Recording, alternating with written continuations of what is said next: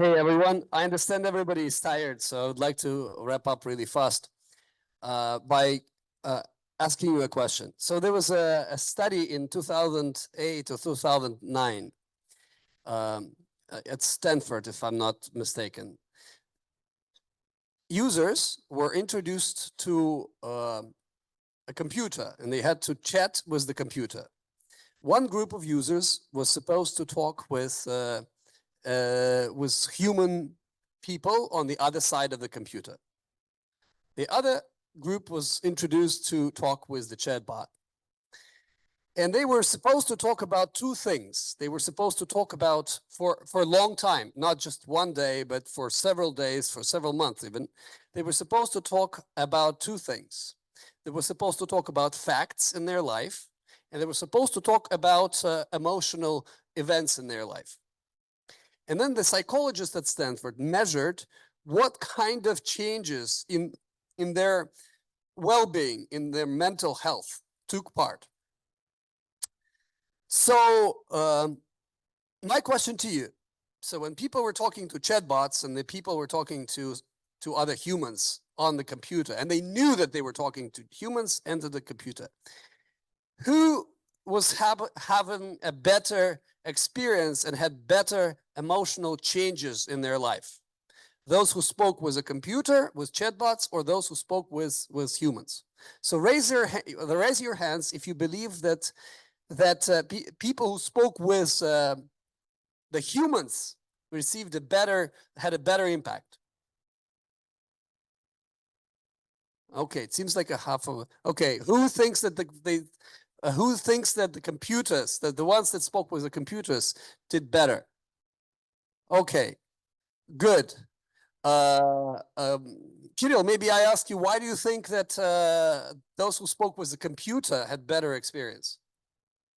I think computers are simply better when it comes to relationships. They are smarter. They can understand what people need. Is that okay? Does anybody have another explanation? I think that if someone thinks he's talked to a computer, he may speak more freely, share more emotions than to human being. Wow. Okay. And another opinion? We have online opinion. Vladislav Sergienko. Why? I think that AI models are better in this because they can sum up the experience of the world, society of the world. It doesn't matter how in which situation, they know almost everything that we have in internet. So, and it learns. No one of us can learn the same as a model. Okay, perfect. So interestingly, I didn't expect that. So you believe that 50% of you believe that talking to a chatbot is as good as talking to a person. That's a very interesting. Well, remember I said that the experiment took place in 2009. Do you remember what kind of chatbots existed in 2009 and how they spoke? That was horrible, right? Okay, so it was called, the method was called the Wizard of Oz method. The Wizard of Oz method means that there's no chatbot, there's always humans. So humans talk to humans, and humans talk to humans again, but they just thought they were talking to chatbots. So those humans that took to humans and thought that they're talking to humans did not as good as those who talked to chatbots, I mean to humans, but thought that they talked to chatbots. That's amazing. This was 2009. If we do this test now, we could actually avoid using the Wizard of Oz method.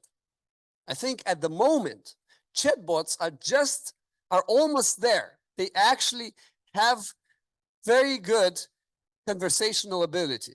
And in fact, with Alexei and Valentina, we have invested in a chatbot called Wobot that has a psychological consultant qualities. It actually supports people with some mental problems like postpartum depression. And the efficiency of this bot is not exactly 100% of a psychologist. It's about 70%. But it has improved dramatically. So it's getting there. So what I want to say is I want to state that the fact that you are talking to a chatbot or an AI is not a problem. The quality of the conversation is what's important. Now, I think that there's a revolution now happening in the tech industry. As you have seen, online dating has grown significantly past 10 years, like it was a major revolution.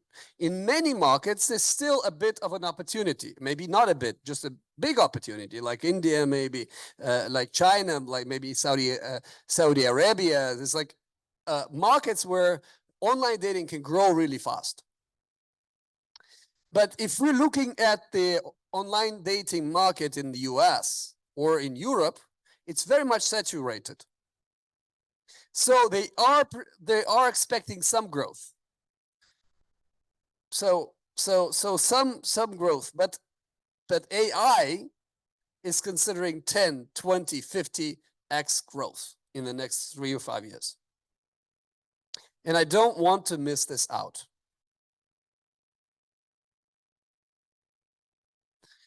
I remember like 15 years ago, 20, we were with Oleg sitting in the restaurant. I think it was 15 years ago.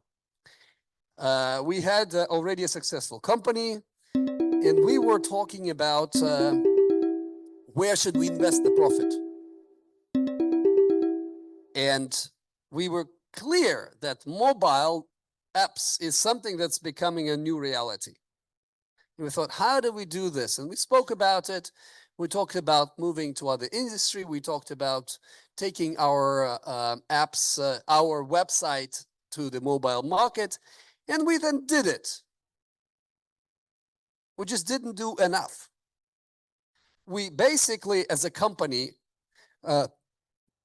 we missed out the opportunity with mobile market.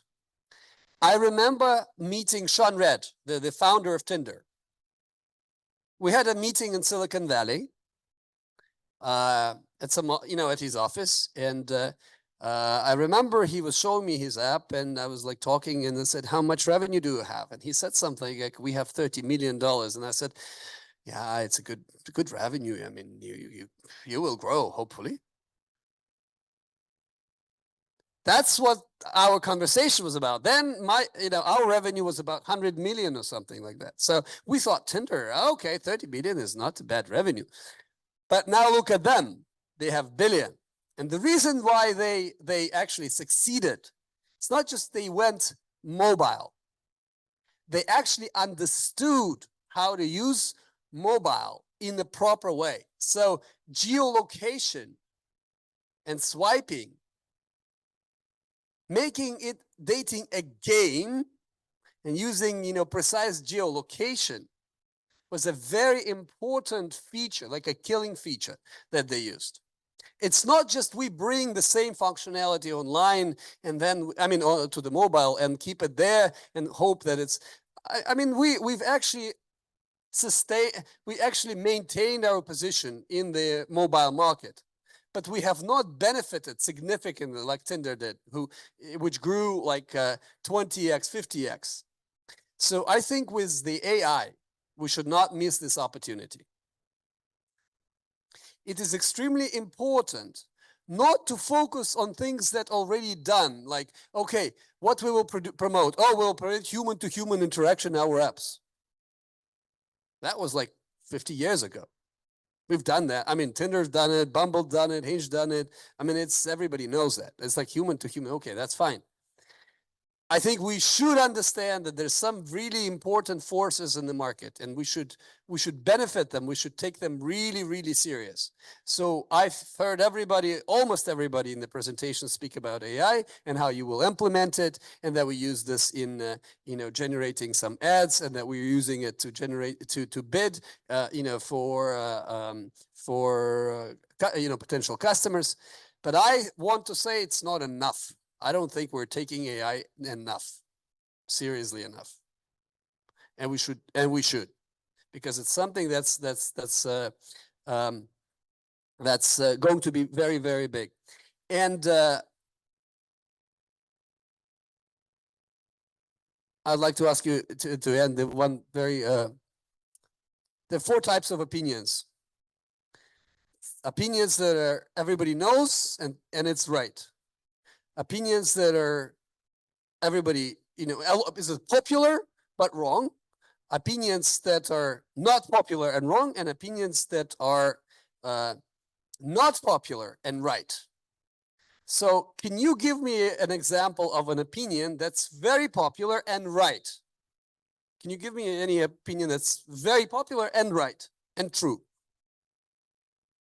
Snow is white. Yeah, I guess it is. Sometimes it's kind of dark in Russia, but mostly it's white. Okay, what is a popular opinion that's wrong?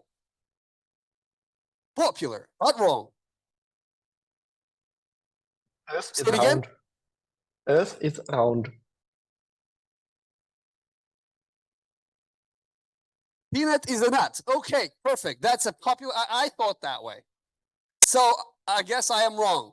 Or something like astrology is right, right? It's a popular, astrology is a very popular, but I think it is wrong. But anyways, so what is unpopular and wrong? Unpopular and wrong. The earth is flat. That's my favorite. How did you guess that? I thought about it. This was the first thing. It's not popular, but there's some people who really believe it and who fight for it. They think everybody is stupid and they're right. Okay, so now the key question. What in our industry is a not popular view, but it may be right? Not popular, but maybe right. AI will replace human. This is my guess. So Peter Thiel, in his book From Zero to One, wrote that contrarian ideas build huge businesses. Contrarian ideas are the ideas who did not catch up with a lot of people yet, but they're most likely true. So I actually think that artificial duck is as good as a natural duck. There's no difference between artificial duck and a natural duck. So I believe that human social life will change dramatically in the next few years, in the maybe 5 years or 10 years. It will go AI and then it will go virtual. The value of being natural will become less and less important. And the edge between the reality and the game will disappear. We will work as we will play. We will have serious relationships which are virtual or playful or non-real in our sense. So this is the idea I believe that we can bet on.